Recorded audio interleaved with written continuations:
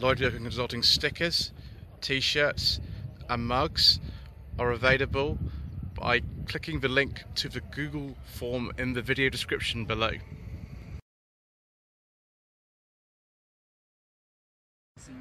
Good morning.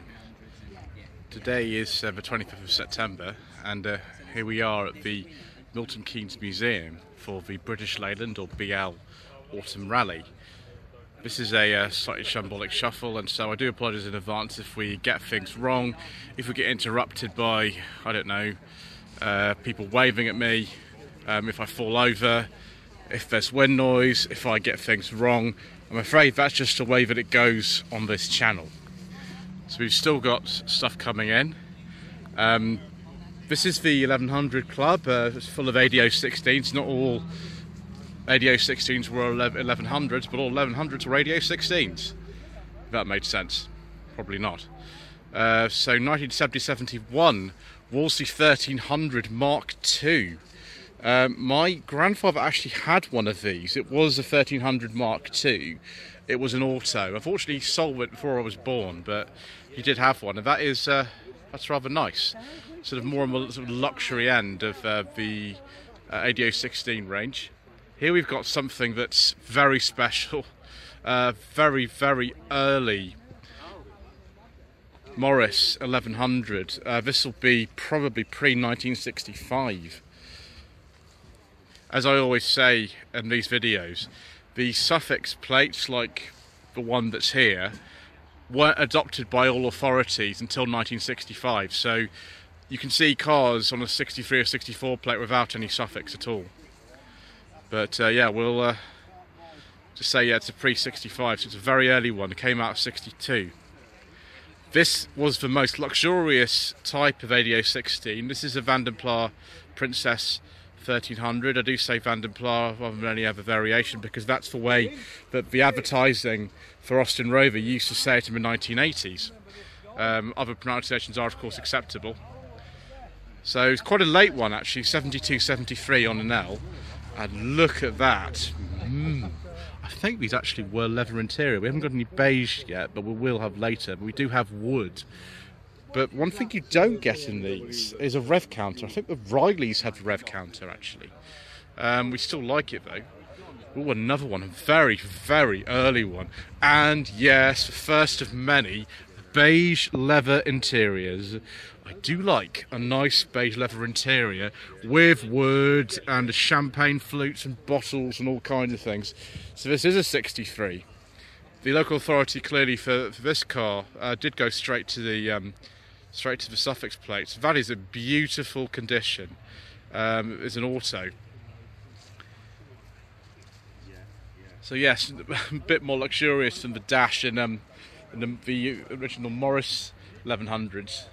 So here is one of the MG versions, 67, so probably a late Mark 1. It might be a Mark 2, we'll see on the back actually if it is.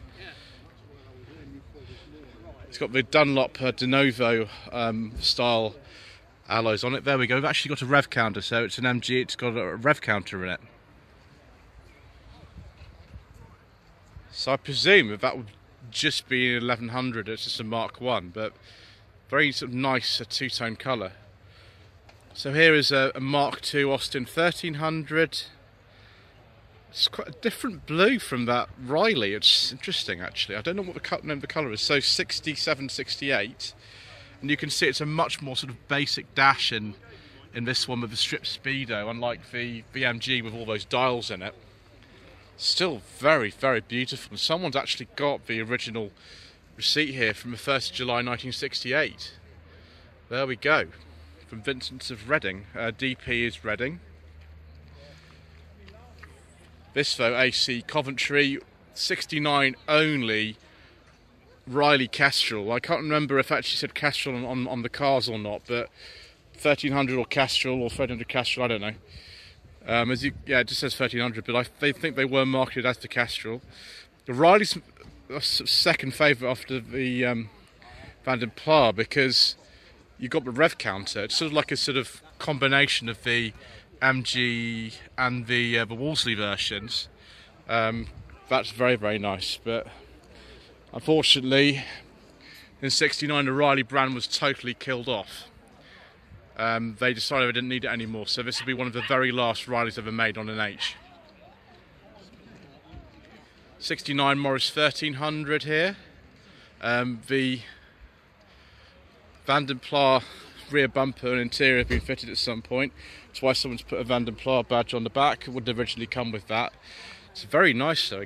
It's a different colour, I think, from that early Van den Pla there. Someone's also put some reversing lights in. It's probably a good idea.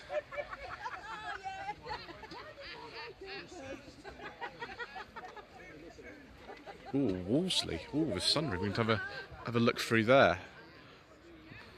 It's still quite nice, I must say. That engine looks beautiful. So August '68, Wolseley 1300. Again, very nice two-tone colour.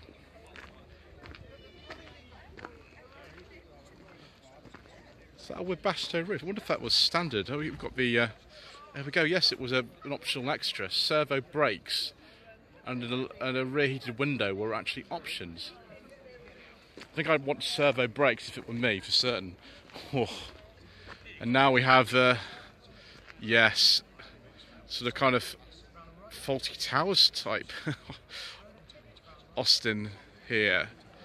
This would be the Countryman, I think they were called.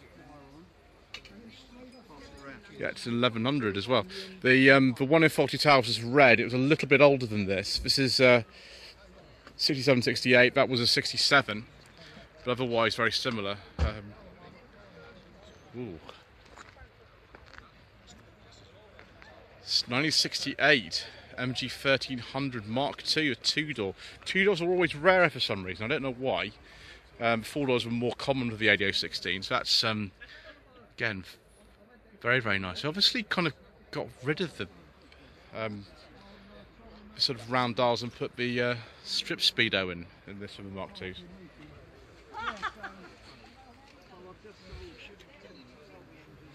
So there's Mark III here, so again on the sort of later end. Austin 1300. You can see the steering wheel's different now. We've got round dials, not the strip speedo, so again, little changes. Grill's quite different as well on these late ones. But again, back to the sort of early ones. 1964 Morris 1100. There we go. Gosh, we'll go around the other side and look at through the driver's window, but this is the sort of purest form that they had in a way. So you can see just like nothing. No glove box. Big shelf under there. That radio's a little bit later. But actually not a strip speedo in the Morris. I imagine that's in the Austin. So I fiddle around the dashboard for quite a lot over the sort of 12 years that they made this design. It's very interesting. This might be blaze red, this colour actually, I forget. We've got some blaze red Allegros over there, we'll maybe look at in a second. But yes, 1300, late Mark II. That is absolutely immaculate. Wow. Still got that strip speedo there. They kind of sort of keep chopping and changing as whether they fit the strip speedo or whether they don't. Interesting. I'd forgotten we've got a whole load more here. Austin 1300 GT. I think this will be in Austin. I think we did make a Morris one as well. These came in sort of...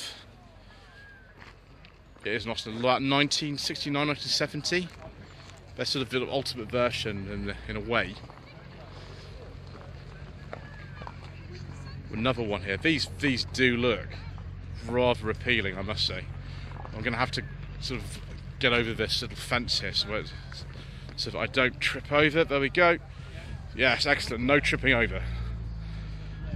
Again, especially with these kind of wheels on it, this looks very, very nice. More sort of 70s looking, particularly with this sort of black vinyl interior and with this dash, all the full instruments in this one. So yeah, 69, 70. Oh no, it's okay, thank you. Thanks very much. 72, 73, 71, 72. So they are actually different blues, these two. You wouldn't know unless you put them together, but they are. And that's a lime flower interior. Wow, that's an extraordinary colour combination. So it's got the blue paintwork, but that's a lime flower interior. Goodness me. But yeah, later sort of style dash in these with these. I don't know if these are real or replica Dunlop De Novo alloy wheels on here.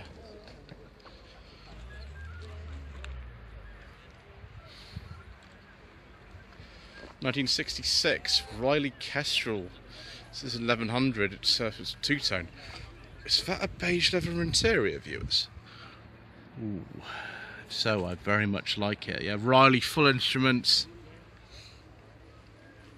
Very much like the Rileys. It's a sort of almost the one that I'd have. I like the Princesses, but you don't get the rev counter in a Princess. You do in these, and I do like having a rev counter. Oh, there's a little friend in there. Hello. Having a nice sleep until I woke him up. Oh, there we go.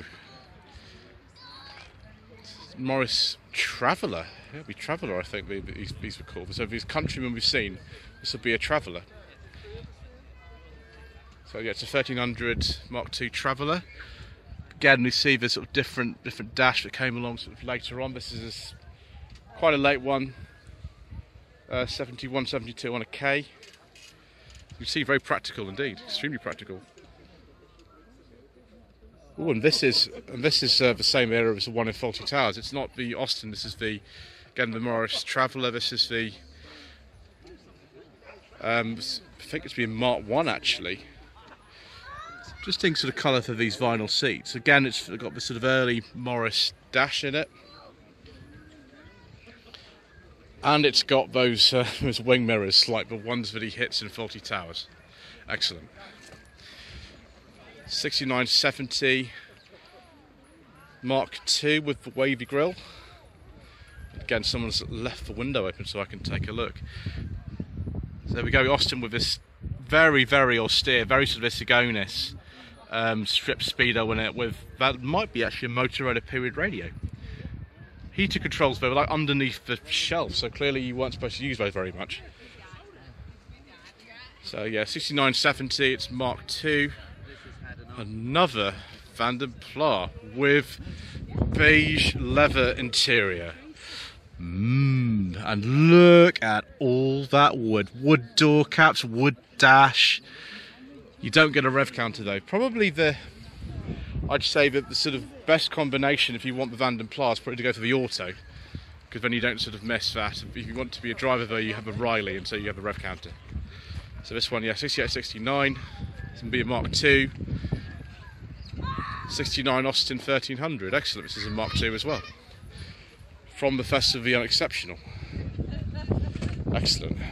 Oh, we've only got one left. It's a very early one, this one. So yeah, pre-suffix. This will be before 65. It's actually a 63. Wow. Connaught Green. That is very special. Again, we'll see the kind of early dash in this, and it's a very nice colour actually for the seats. Viewers, we've done quite well, but we need more Vanden Plas action, and we shall go and find some. Viewers, one of my absolute favourite cars of all time, the Rover 216 Vanden Plas with, I think that's a beige leather interior. I will, just for the sake of my video, say that's beige because I very much like this. It's a very late one for these. 88, 89, 216 Vanden Plas EFI, and I have driven an ST3 Rover like this before, but it was the 213S. It's not like this. 4 electric windows, wood caps, full instrumentation. Lovely, lovely. I think those are wheel trims rather than alloys, but just perfect. Very, very nice indeed. More Vanden Plas action here. Vanden Plas 1500, 78, 79 registration. in this sort of dark green with a little coach line. Not an Allegro, based on the Allegro, but Allegro name's not on the car. Just called a Vandenpla 1500, and then later the Vandenpla 1.7 when they enlarged the engine. I think it was about 79.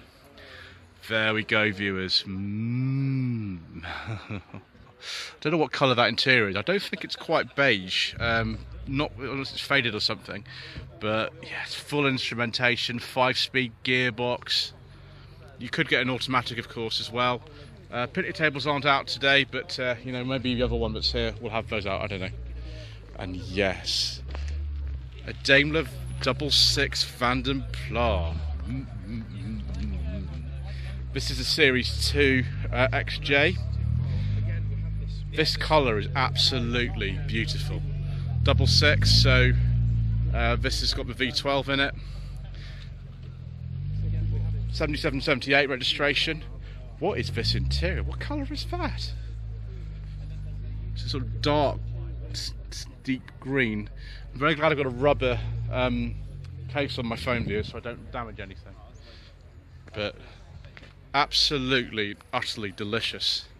This Vandenpla 1500, again, S-plate, so 77, 78. This one was here last year, and ooh, this one does have a beige leather interior. I do like a nice beige leather interior, viewers. That is wonderful. It is totally packed here today. This might actually be 3 videos rather than the usual 2, just because there are so many cars here today. But let's have a look at some Allegros. Very late Allegro 3 here, 81, 82 plate. I think this is vermilion, this colour. I always get a bit confused about that kind of thing. Ooh, 5-speed, so it must be one of the larger engines then. Yes, it's a 1.5 HL. Excellent. One of these rare Allegro estates. This is Series 2, 1500 Super. Someone's fitted different wheels. I don't know what those are off actually. Maybe in the comment section below you can tell me, viewers. Again with the 5-speed gearbox. I would very much like to drive an Allegro of the E series. I've only driven one of the A series. It's a very nice Allegro of the A series, but I'd like to drive one with a larger engine. That'll be great. This one, very appropriate registration. It's front wheel drive, 78, 79. Year older this one here. Another Series 2 with a very, very, very colourful rug on the back. It's 1300 Super, 77, 78. I don't know where Alex is. You would have seen her in the thumbnail. She is around somewhere, probably doing some filming herself. But we've got S over Tiger there, who is looking a bit sad because he's not had his bacon sandwich yet. Garfield looks a bit confused, and a little chap in the back there as well. I have driven this car actually. I drove it on the channel last November. An amazing condition, absolutely perfect condition. Series 1 quartet wheel, 1300 Super Deluxe in blaze red. Just look at the condition of the engine. It's very, very nice Allegros here today. So there we go. There is the famous quartet wheel, which isn't taken off a later car. The Series 1s, like this, the early ones, this is a 74. They had the quartet wheel around, I think, the first sort of 15-16 months of production for the Allegros. So contrast here, a much later Allegro. Again, it's an Allegro 3. And this with the same engine though, so it's a 1.3 HL. It's funny that they would have known the fog light legislation was coming in by this stage, but they still elected not to just put fog lights in the bumpers or something. They just put them down there, which I always find a bit funny. Same sort of deal here. This is an HLS, so it's one step above that HL. Same year, same colour. And it's a very, very interesting sort of dark red velour interior. It's very, very kind of 1980-81, which is when this car was made. Oh, we got a rev counter. Did you get a rev counter? No, that's the main difference. You get a rev counter in the HLS. There we go. I do like having a rev counter. There we are. Ooh, rev counter, intermittent wipers, lockable glove box, which is illuminated, heated rear window, matching velour door cards, reclining seats, child safety locks, tinted glass, interior soundproofing, centre console with clock. Ooh. Push button radio, PVC spare wheel cover, twin reversing lights. Very good. 77, 78, Series 2 Allegro estate. There are only just 2 estates here today. There's actually a second row of these, which I'm going to look at in a bit. So another 1300 Super, 1100 Deluxe, wow. Another Series 2 car, so this is the sort of lower power one, 78, 79. And in a keep, oh yes please, fantastic. These are extremely rare, kind of right on the sort of boundary between the Allegro Series 2 and the Series 3. Can't remember if they actually made it for both, but the rear lights also show, yeah, this is a Series 2. Only with a 1750 engine, sort of like a successor to the 1750 SS that was only available right at the start. Another Allegro Series 3 1.3 HL in this colour. It's be breeding around here. And there's the little chap who's going to be fixing it, just in the front of there. With the A Plus engine, of course, the Series 3 Allegros have the A Plus engine on the A Series engine ones. Right, let's go and take a look at the other Allegros, which are in different parts of the field. Very late Allegro here, an unusual colour. I don't think I've seen one in this colour before. So 82 only, because 82 was the last year for the Allegro. They stopped production of the Allegro actually before the Maestro was launched. So another one of these 1.3 HL, actually it's an HL, but it's got a rev counter. Maybe they gave you a rev counter right at the end, I don't know. But that is very, very sparkly. And this would be the absolute top one. I've seen this one before, Coventry plate, so possibly actually registered by British Leyland themselves. The HLS, I wonder why there's an HLS actually over there which has the single headlamps, and this has got the quad one, so it's the twin ones. I don't understand why, but there we go. It looks fantastic with that front end. Doesn't that look fantastic? Another one of these 1300 Super Deluxes in blaze red. Again, 73, 74 plate. This isn't quite as immaculate as the one that Alex has. But nevertheless, I think it's still brilliant. 5-door rather than the 3-door. 3-doors do seem quite rare. And then we've got an absolute sort of poverty spec of Allegro 3 here. This is a 1.3L. Now there was actually a 1 litre version of these as well, that was even further down the range, but we haven't even got a badge on the steering wheel. We've got nothing. We've not got the centre console with the clock. The clock's over there. Just it's amazing. So yes, I'd very much like to drive an E-Series engined Allegro. If anybody would like to offer me one for the channel, the email address that you would have seen at the beginning of the video, that's mine. So please do get in touch if you can. Oh, there's a little friend here as well. Quite a few friends here today. So, oscillated 100 Mark II.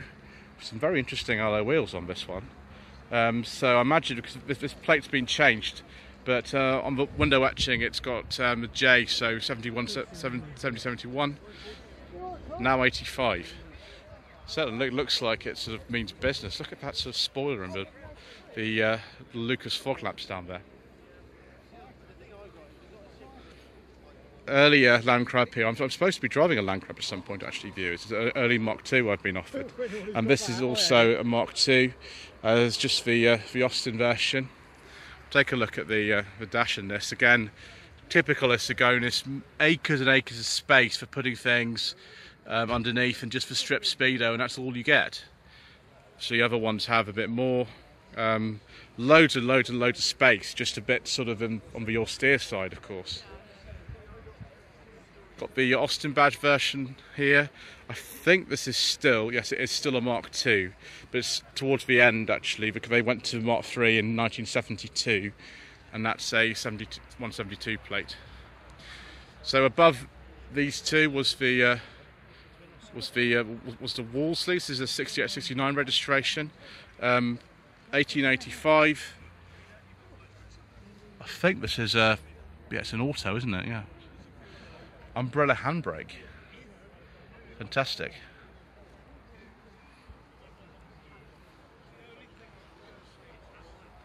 Love this colour. I was just actually speaking to Sarah Crabtree, who's here, and we're just talking about the colours that were on the cars made by all the successor companies, from BMC right the way through to MG Rover, and it's just some fantastic colours. This one I think is Sand Glow. Very late Landcrab, actually, this one. On N, so 74, 75. So one of the last ones, actually. Ooh, Morris 1800 Mach 2S. With the Row Stars. Is it Roy Stars or Row Stars? I don't know. I'll say Row Stars. Again, still with this strip speedo in it. It's fantastic. A professional at work? You, that's a total lie. Why do you think these are called Shambolic Shuffles, sir? I don't know, sorry. You've got an actual action camera. You're the one who's the professional. Well, yeah, clearly. Right, you continue with what you're doing, sir. Oh, I will do. Catch you later. Bye, sir. Right, so some Maxis. By this stage, I think the 78, 79, I think they were just called a Maxi rather than Austin Maxi. I think taking the Austin badge off them for reasons best known to themselves. But it's not. There you go. Look, yeah, it's just Maxi. So 78, 79, 1750 HL. Ooh, another Landcrabs just turned up. I'll have to look at that in a bit. The Maxi I drove was a little bit more like this one, but not quite the same. This is a 1500. This is a 72.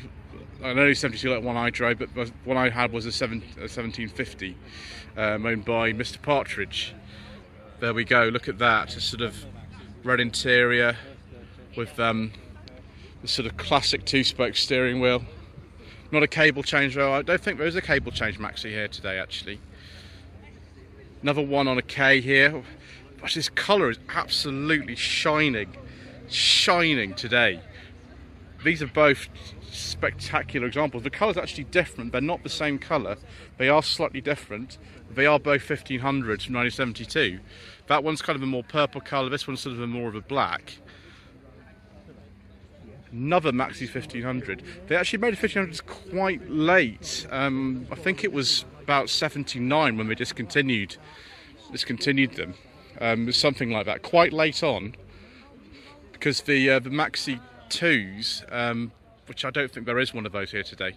The Maxi 2s only have the 1750 engine. But yes, I loved driving the Maxi that I had on Sensible Second-Hand Classics back in March that Mr. Partridge has. The one thing I noticed with the gearbox is very stiff when you first start them, probably to do with the sort of layout. I would actually like to have a go in a sort of later Maxi, one with the hydrogas as opposed to hydroelastic, which is one that he's got. This one I've seen before for sure. I think this is it russet brown? So yeah, 1750. By this stage the 1750 HL was more of a posh one, and this is just 1750. Again, 78, 79. Another K-plate Maxi here. I seem to be breeding around here today, the K-plate ones. This has got a more fancy steering wheel in it. Bit of wood on the dash. Never averse to a bit of wood on the dash. See, here they didn't really change it very much. So that's a 1750, but it's a pre-HL one. This is also a 1750. This is a 77, 78. You can see they just didn't really develop the Maxi very much throughout its very long life. It's 12 years they made it. But this, yeah, it's a non-Austin badge one, so it's a later one. Contrast to here, 1750. I don't think this is a cable change one. This is It'd be a very early kind of, I can call them the sort of the early rod change ones. We've had early badge there, so 71, 72. So we'll just have a look at the Wolseley just turned up when we end this first part. I think we're probably going to 3 parts today. We've got a number of cars that are here, far more than usual. So yeah, 72, 73. Look at the sort of length of the doors. It's so practical just to get in and out of these. Wolseley 6, a very early Wolseley 6 actually.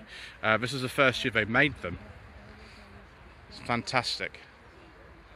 Right, thank you ever so much indeed once again for watching. Please don't forget to subscribe to the channel, where we will be doing more of these and having a go in a car later on as well.